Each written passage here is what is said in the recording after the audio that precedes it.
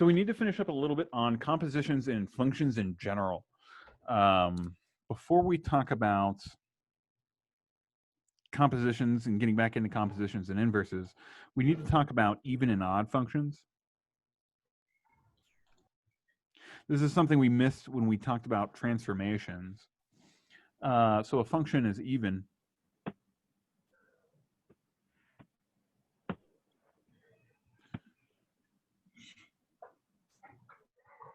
if f of minus x equals f of x. So what is f of minus x? This is a negative x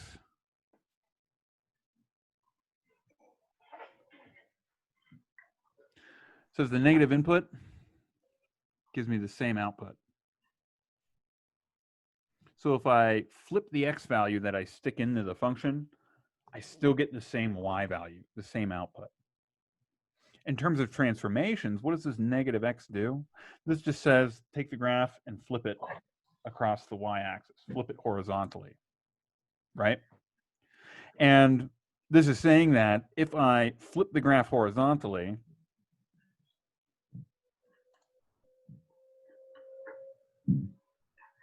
we get the same function.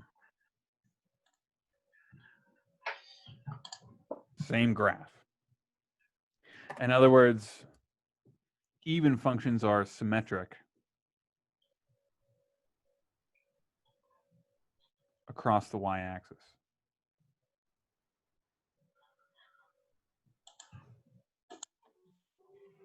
So our biggest example is something like x squared. So f of x equals x squared.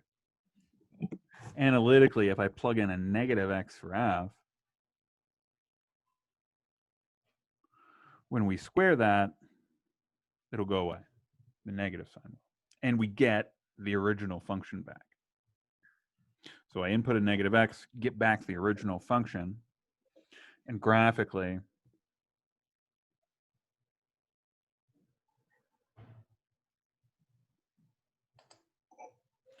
this is our x squared, and of course it's symmetric. If I flip it for every x value that I input, if I stick in the corresponding negative x value, then they both have the same y values.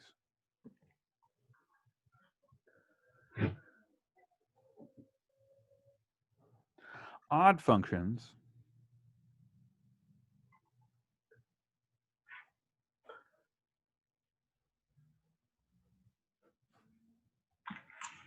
says that if I flip the x value, if I input a negative x value, then we also get back a negative y value.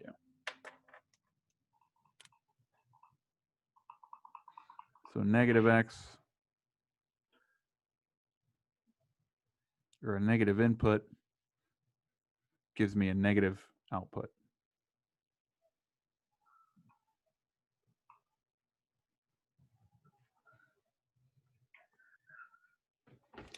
We call this symmetric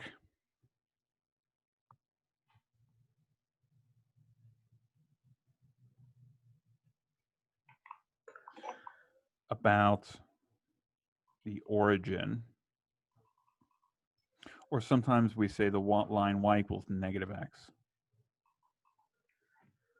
So our main example for this guy might be something like f of x equals x cubed.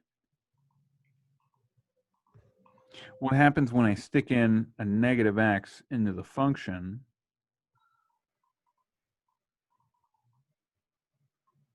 We get a negative times the original function.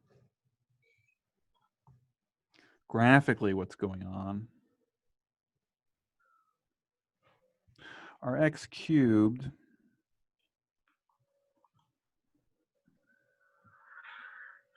something like that. And it says, well, for every x value that I input, if I input the negative of that x value, then I flip the y value. I get a negative of that y value.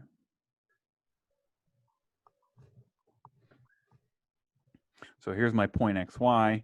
Then I also have the point negative x, negative y. You can kind of think of the line of symmetry as this like anti-diagonal. In some sense, it's not quite that, because we have to. You kind of want to think of it as two flips. In other words, flipping across the x-axis and then flipping downward. So whereas here we're flipping across the x-axis, these ones, what transformation are we doing? We're flipping across the x-axis and then flipping across the y-axis. So if we do both, if we flip that over and then flip it down, we'll get that. Does everyone see that? Good. So let's do some examples real quick. The reason we call things even functions is because if I have a function that has only even exponents, even powers of x, it's going to be an even function. So remember, constant terms, this is like x to the 0. And if I plug in f to the minus x, or f of minus x, whenever I have these negative x's now substituted in for x, because all the exponents are even, those negative signs are going to disappear. And we get back the same function.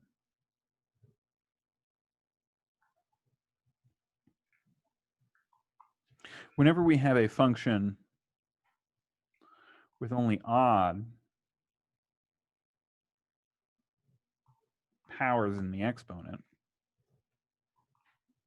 then, well, now when I stick in a negative x for the function, all of those negatives are going to still hang out. So that negative x will simplify to a positive. And what do we get back? I can factor out that negative. And this is just a negative times the original function.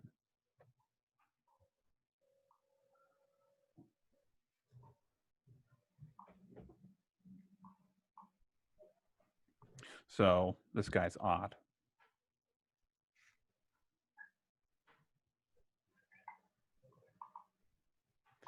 Sometimes it can be neither.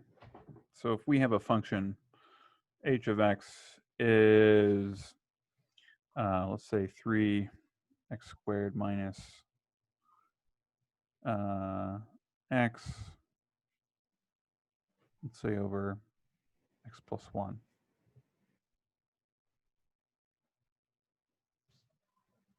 When we check our even and odd property,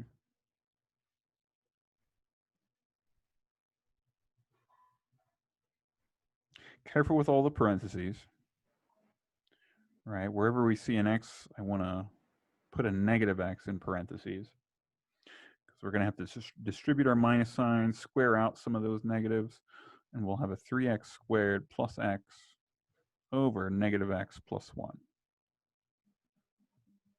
And so now we have to think, well, what did we get? Did I get the original function back? No, not the original function. If I take the original function and multiply by a negative sign,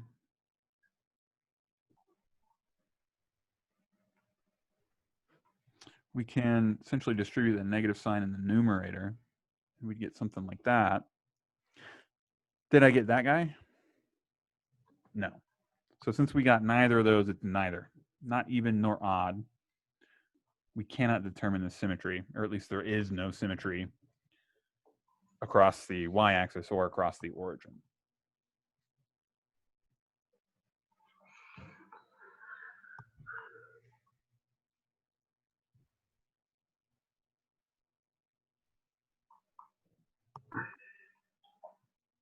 So be careful always with these minus signs. And ultimately what you're doing when you finish is comparing, did I get the original function back, or did I get a negative of the original function? If it's neither of those, it's neither. If you get the original function back, it's even.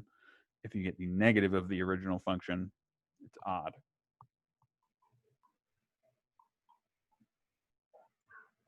Any questions?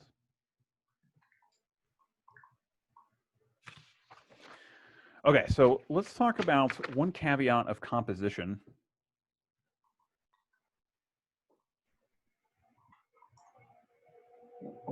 that we didn't quite get to on Friday.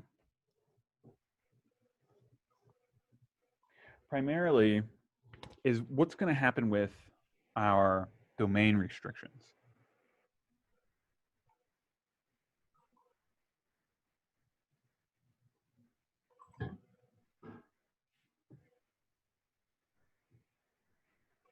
Hopefully you guys are getting good with substituting these expressions into one another, working out the analytic skills, whether you're doing it by functions or whether you're doing it by tables or graphs. But we got to be careful with these analytic formulaic given functions, especially if there's domain restrictions. So let's do an example and see what happens. Let me see. Where's the example I had written down? There we go. So we have f of x is square root of 2 minus x.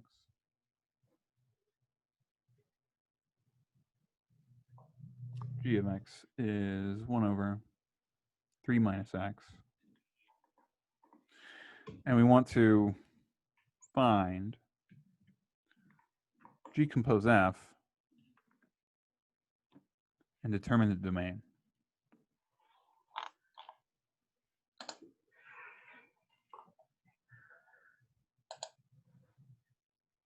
So one thing to note, we always want to start. Make sure that you're actually proving what you want to prove. Okay, I'm going to send some of you to your groups already.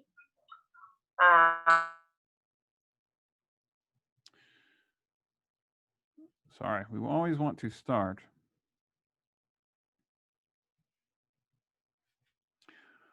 with the domain of the inside function.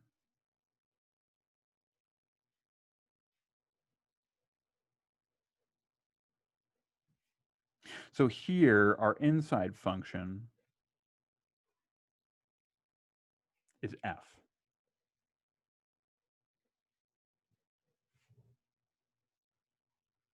It's what we apply to x first. And so because my f has a restriction, we have a square root, I have to maintain that restriction. So our domain of f we need to take underneath the square root, and it has to be bigger or equal to 0. In other words, we will get x is less than or equal to 2. So our domain minus infinity up to 2. So we have to start with that whenever we compose, but we might get more restrictions once we simplify.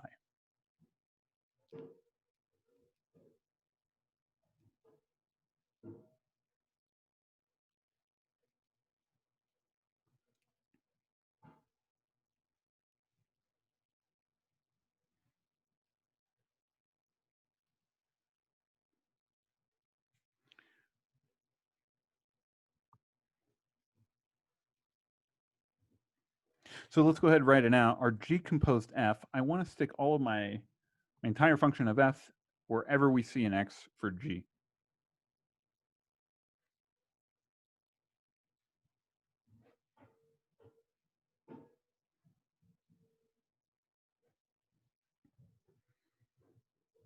Now there's no other simplifications that really need to be done here. If we wanted to, we could rationalize the denominator, but it's not necessary. In other cases, sometimes it helps to simplify first. In this case, I think rationalizing the denominator would just be some extra algebraic steps. But so what's the issue now is that, well, G has domain restrictions, right? Our G, x cannot be 3. That doesn't necessarily mean we're going to have that same domain restriction when I compose, because we're not sticking in x's to G, we are sticking in the outputs of f of x. So our f is going to input a number, and the output of f, the y values of f, are then going to go as inputs for g. So what we have to be careful of is wherever the inputs of f land in any domain restrictions for g, we need to follow those. We need to find those. And that's essentially determined by, once you simplify your algebraic expression for the composition, now we would just essentially go about finding the domain like we normally would. We still have to start with the domain we determined from the inside function, so -2 to infinity. And then actually would come up again here once we find the composition. Since we have that square root still there, we would still need to specify x cannot be minus infinity, or x can only be in minus infinity up to 2. But we now have something else going on. What other operation are we not allowed to do? We cannot divide by 0. And since we cannot divide by 0, this tells us that the denominator not equal to 0, or mathematically our 3 minus square root of 2 minus x cannot be 0.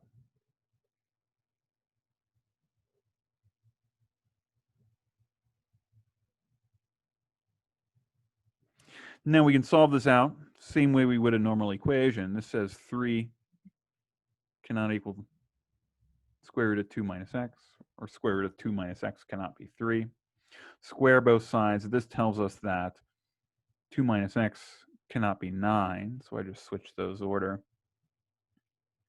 And x cannot be minus 7.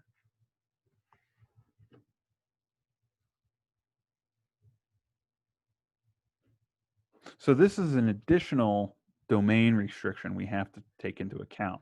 Because what's going to happen in f, if x is minus 7, we would get 2 plus 7, which would be square root of 9.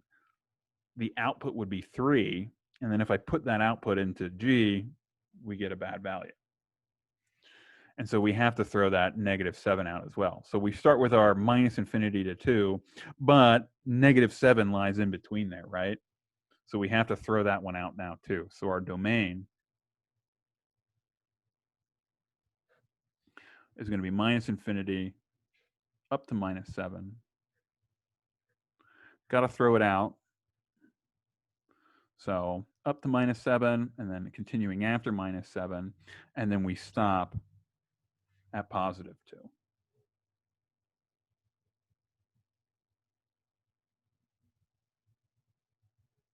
Set notation.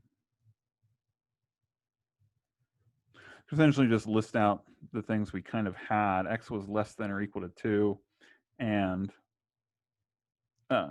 x is not equal to -7. But again, I would definitely recommend get used to writing interval notation, since that's what most of the answers are formatted as.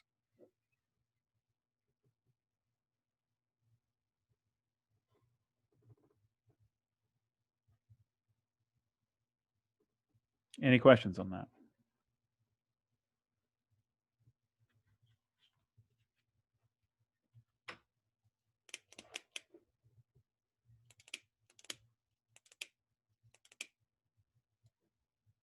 Anyone still writing?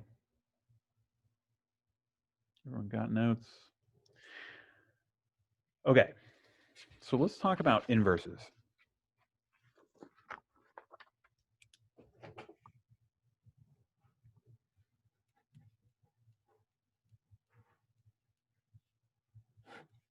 What is an inverse of a function?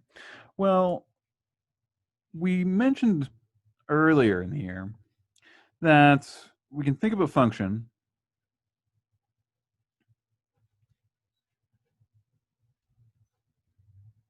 as a sequence of mathematical operations.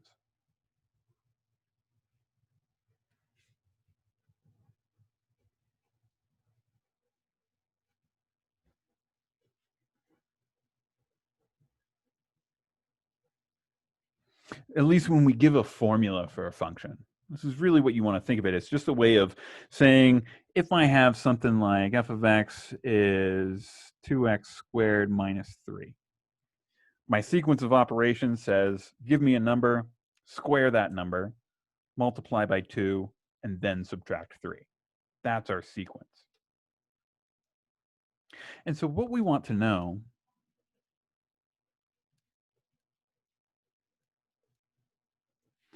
is, when can we undo that sequence? In other words, when can I, if I'm given an output of a function, when can I recover what that input was? So can I undo this operation? Can I find another function, another sequence that will give me back the original input? So the way we write that is we call it an inverse. So a function, an inverse of a function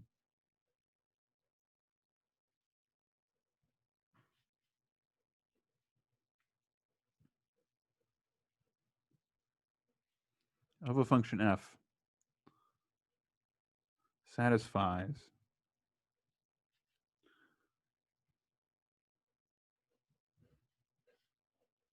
this.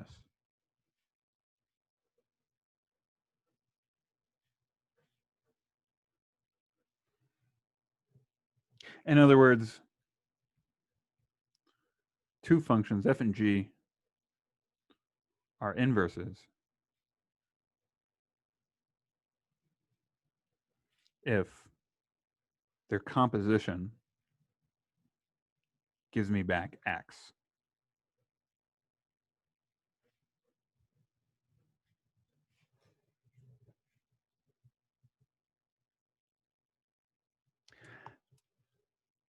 This is saying apply f first, do some sequence of operations on a number, and then what is g going to do? It's going to undo those operations and give me back that same number I stuck in originally. But it works vice versa. This says if I apply all my operations of g first to some number, and then apply all the operations of f, then all the operations of f are going to undo that, undo everything g did, and give me back the original input.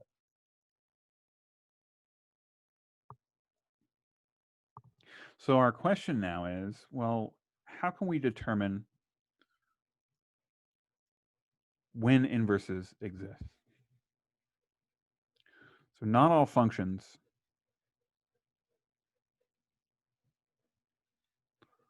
are invertible.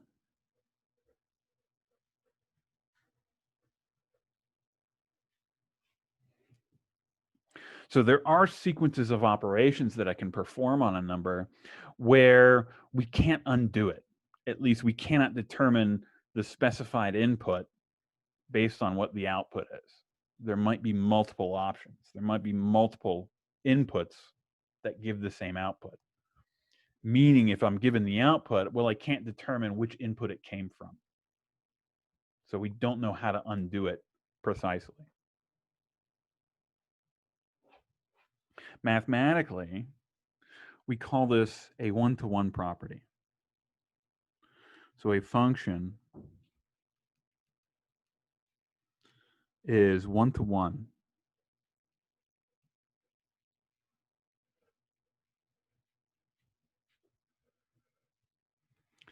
if two inputs have the same output, then it implies that I had to have the same input to begin with. So think about it like this. What is our defining property of a function? Defining property says for every output, there corresponds exactly one input.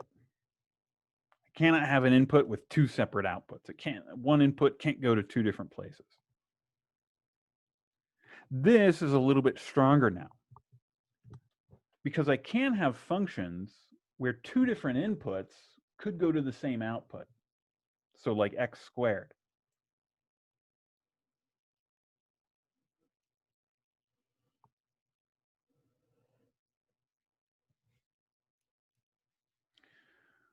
Where I can have two different inputs, minus a and a, and they both go to the same output. This is not one-to-one.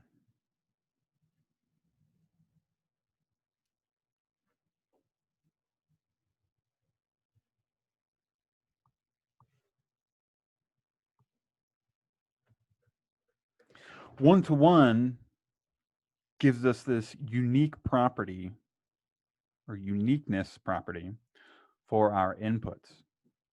So something like x cubed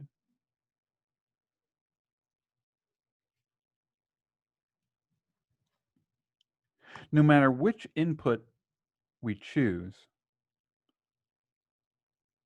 well, every input has exactly one output, but no matter which output we choose, no matter which y value we choose, if we trace that over, there's exactly one input that it came from. This is what it means to be one-to-one.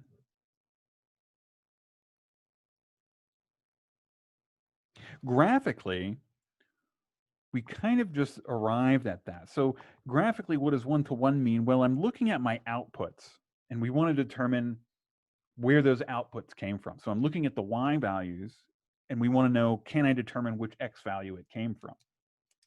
In this case, we can. Why can we determine it? Because any y value, if I draw a horizontal line, how many times does it cross the graph? It crosses the graph only once. Whereas in a situation where if I'm given a y value, let's say here, let's say my x squared, let's say our a was 2. And our y value, of course, is 4. Well, if I specify just the y value, I say my y value is 4, where did it come from? You don't know. You can't answer that question. You have to say, well, it could have came from 2 or it could have came from -2. We don't know which one. And it's not one-to-one. And graphically what's going on is when I draw horizontal lines, there are a lot of different places that a horizontal line will cross more than once. This is our horizontal line test. So let's write that down.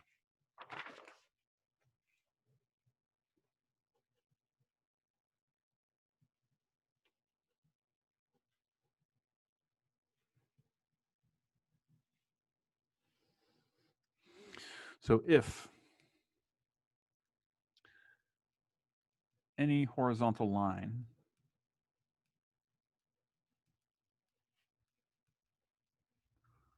crosses the graph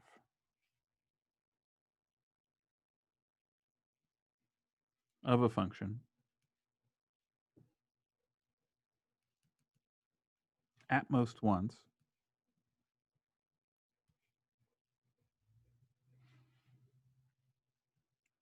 then the function is one-to-one.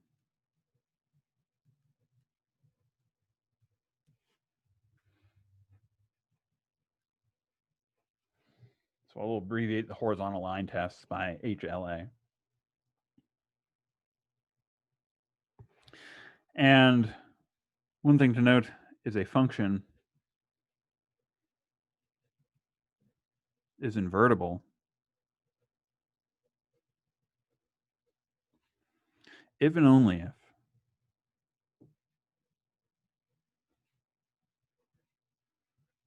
it is one-to-one.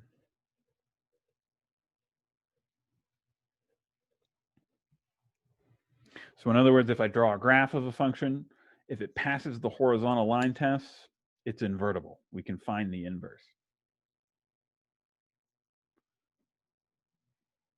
If I know a function is invertible, then we should know that the graph passes the horizontal line test. The graph is one-to-one.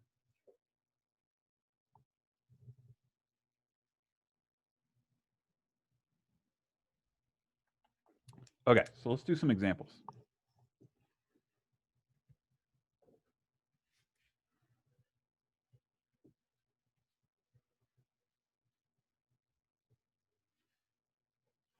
Start with something basic.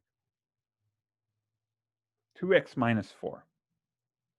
So the way we want to check, so let's write out the problem statement. So determine if the function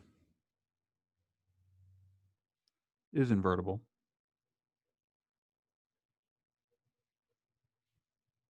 And if possible, find the inverse.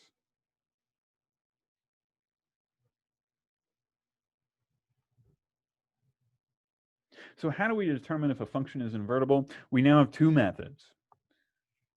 The main method we want to use is this horizontal line test. It's pretty quick, pretty easy, because we can graph it, we can draw lines, and we can kind of demonstrate, hey, horizontal lines only cross once, it's going to be invertible. The analytic notion, the way to prove it rigorously, would be to actually use this property of one-to-one. And we might have to do that for some functions, especially if we cannot graph the function. We want to check whether two different inputs can have the same output. This one's just a straight line, though, and hopefully everyone's comfortable with graphing straight lines. So we haven't formally gotten to this. We'll get to, I think we start lines on Friday.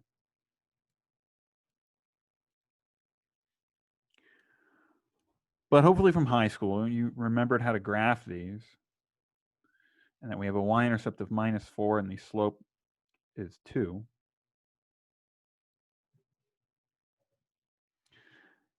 And we just have a diagonal line, slope of 2. And it should be pretty clear from the picture that this guy passes the horizontal line test.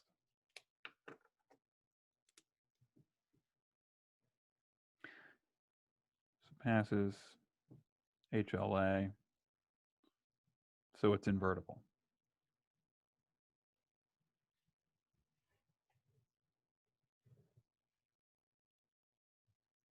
And now our question is, well, how do I find the inverse?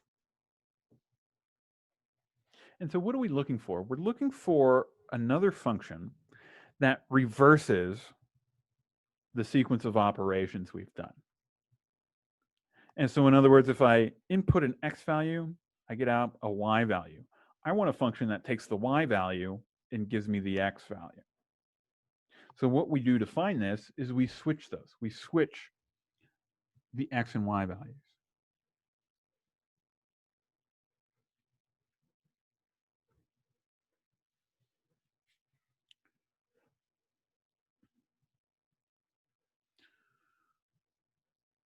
So our first step, switch x and y. And then our second step is just solve for y.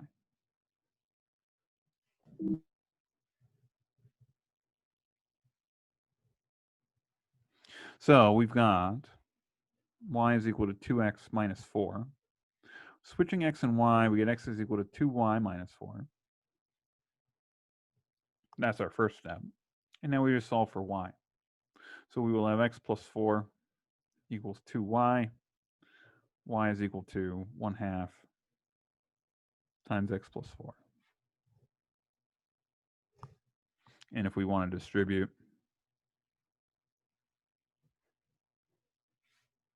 y is equal to 1/2 x plus 2.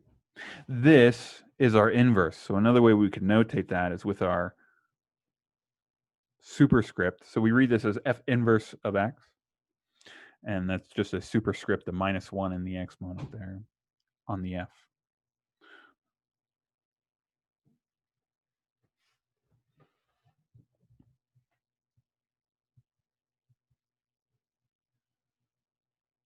And if we wanted to graph this, so I'll have a point here at my y-intercept of 2. And then my slope is 1/2. So we go over 2 and up 1. So I don't know if we'll be able to plot the intersection on here. We'll see if we get it. We're running out of space, but that's our line.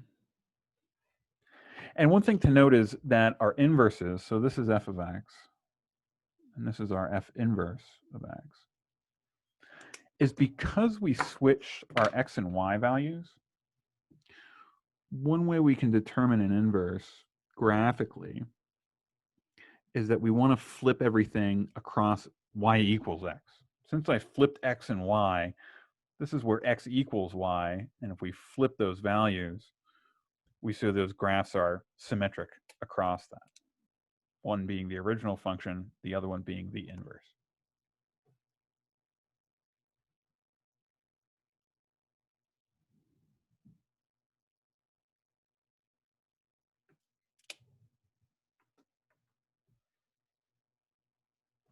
Let's do 2 more examples. So we only got about 10 minutes. Unfortunately, it does not look like we're going to get to IC6 today.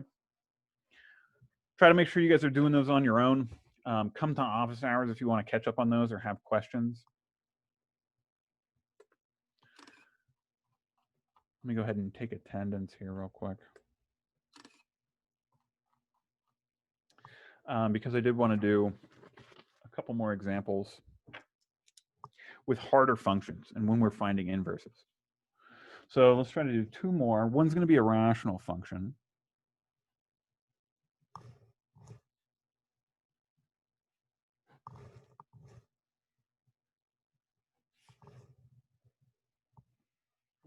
And a rational function, so we haven't gotten to graphing it yet. Sorry, let me put that on the screen. We haven't gotten to graphing these yet, and so you may not know how to graph it. What we want to check is, let's suppose that I have 2 points, A and B, and when I input those values into the function, we get the same output, the same y value. So we have f of A is equal to f of B. What we want to show is that A had to be equal to B. And if we can show that, then it's going to be 1-to-1. So our statement now says A minus x, or excuse me, A minus 1 over A plus 1 equals B minus 1 over B plus 1.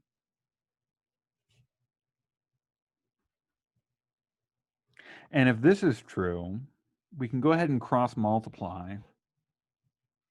And this says A minus 1 times B plus 1 should then equal A plus 1 times B minus 1.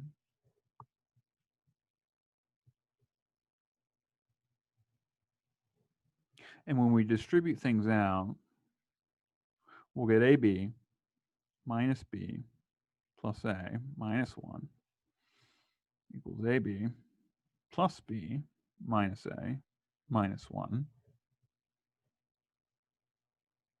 which I can then subtract AB from both sides. I can add 1 to both sides, and we get minus B plus A, then it needs to equal B minus A. If I add my A to the left, add my B to the right, we get 2A equals 2B, and if I divide both sides by 2, we get A equals B.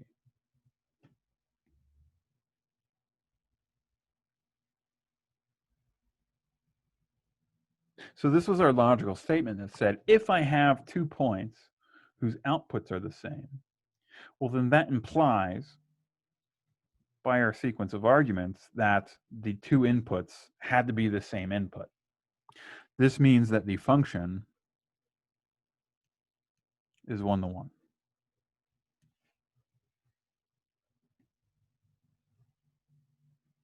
Since we know it's 1-to-1, we know we can find an inverse. So we start with our y equals x minus 1 over x plus 1. We switch our x and y.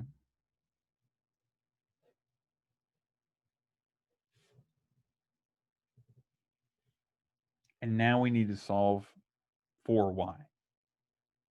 And how do we solve for y when our y's or an irrational expression. You want to multiply the denominator over to the other side. Distribute everything out.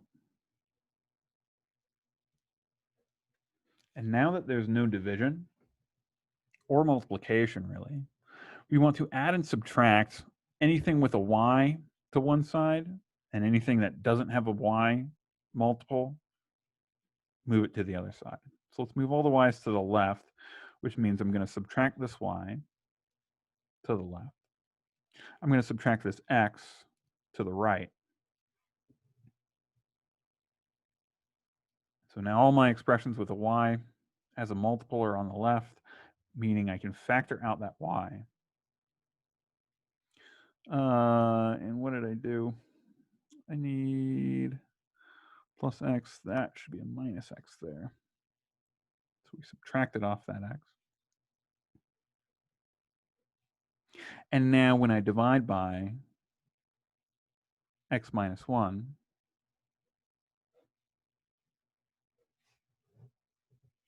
we found our inverse.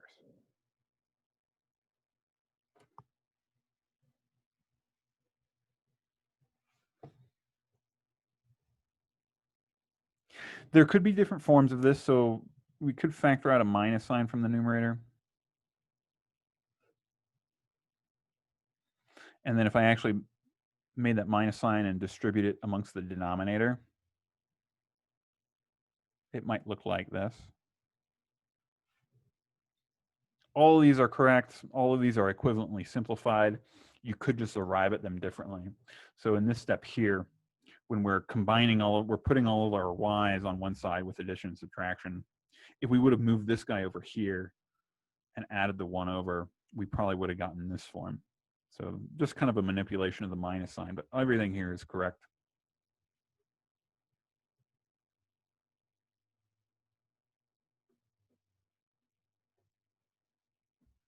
Any questions on that guy? Let's do one more with a square root now. So square roots are where we got to be careful about our domains. Let's just do something like f of x is square root of 3 minus x.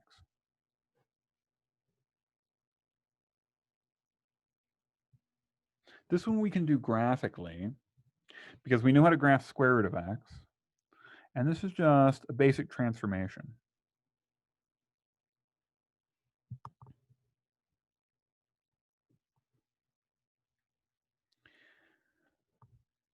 This is plus 3, so it's like shifting 3 to the left, but then this minus x is going to reflect things across the y-axis. It's going to reflect horizontally. So our graph, when x is 3, it'll be 0, and then since we reflected horizontally, it should look something like this.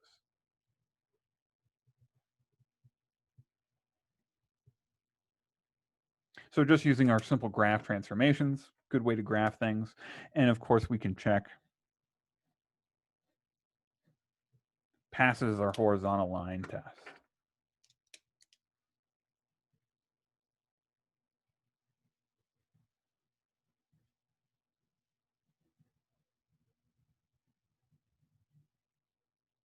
And we have an invertible function. We do need to be careful because our domain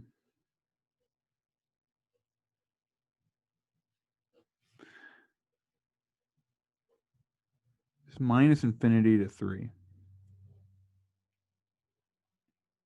What is our range?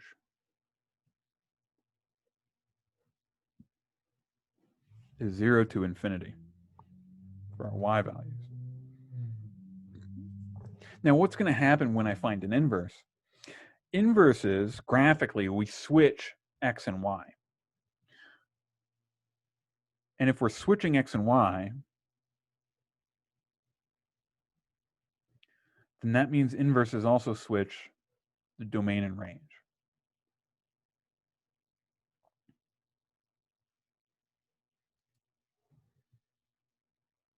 So when we switch that, x is equal to square root of 3 minus y, we have to specify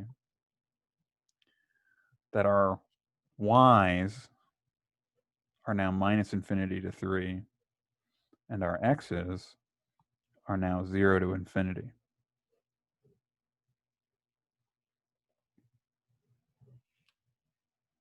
Because what's going to happen when I solve for y? We square both sides, and then I can add my y over and subtract that x squared.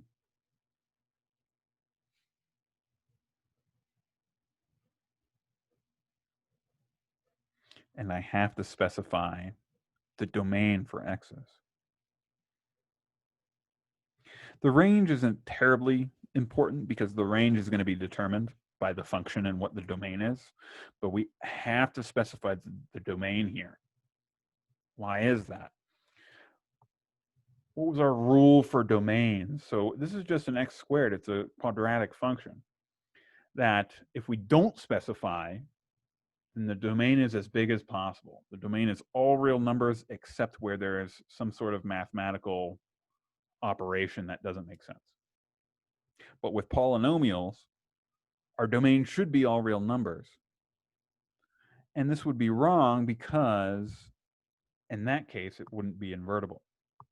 We saw this example, at least a quadratic example, when we first started and showed how it does not pass the horizontal line test. So what is this graph? Let's see. We can graph it on the same graph, I think. Yeah, that'll all fit on screen.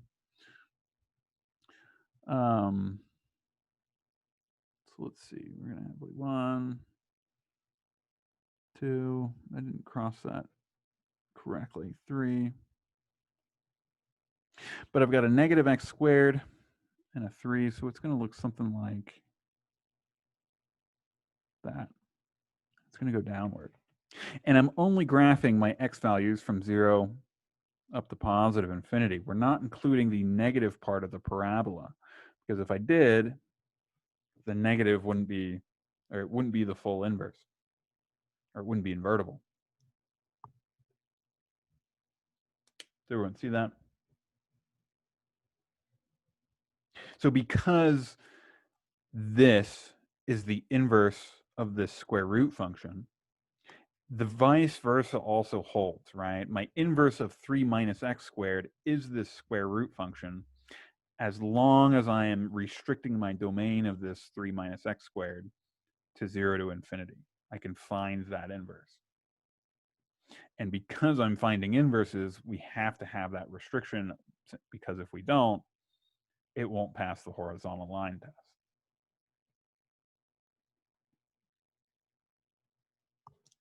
Any questions on that?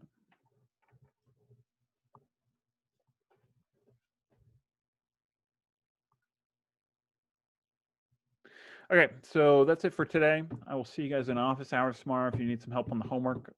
If you can't make office hours or just have other questions that come up, feel free to send me an email. Otherwise, I will see you guys on Friday.